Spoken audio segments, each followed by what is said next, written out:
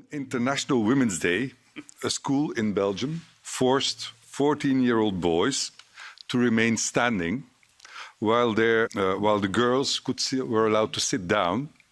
And the intention was that they would experience what oppression feels like. So these boys, as a category, were made to feel guilty.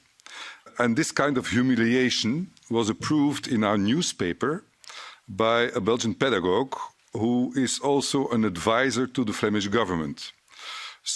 And afterwards the school was not reprimanded. So my question to you is, what does this say about the attitude to masculinity?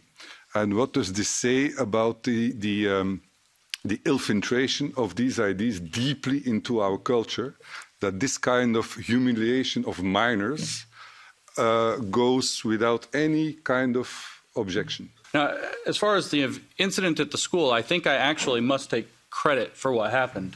Because if you don't know my history, in 2017 and 18, before I started writing on this issue professionally, I wrote a series of academic articles that were fake. And they were supposed to be jokes. And we submitted them to leading academic journals in feminism and gender studies and race studies and so on. And one of the articles we wrote actually suggested exactly this pedagogy. It's called the pedagogy of discomfort.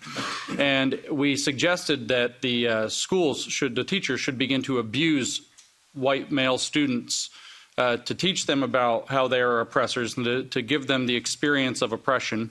But we should do it compassionately. And the journal editors, because it's compassionate abuse, it's supposed to be a joke. And the journal editors wrote back and said, we love the idea, but you have to take out not the abuse, you have to take out the compassion. Because that threatens to recenter the needs of the privileged, to use the technical jargon. And that's actually why I do what I do now, is because I looked down the road. If we think of that moment as a gate and a path runs through that gate, I think that road ends in genocide. And if you're saying that you must use abuse as education and compassion for those you're abusing is not allowed, you're in a bad direction. And so I quit my job and dedicated my life to studying and talking about this issue on that day when I got that review.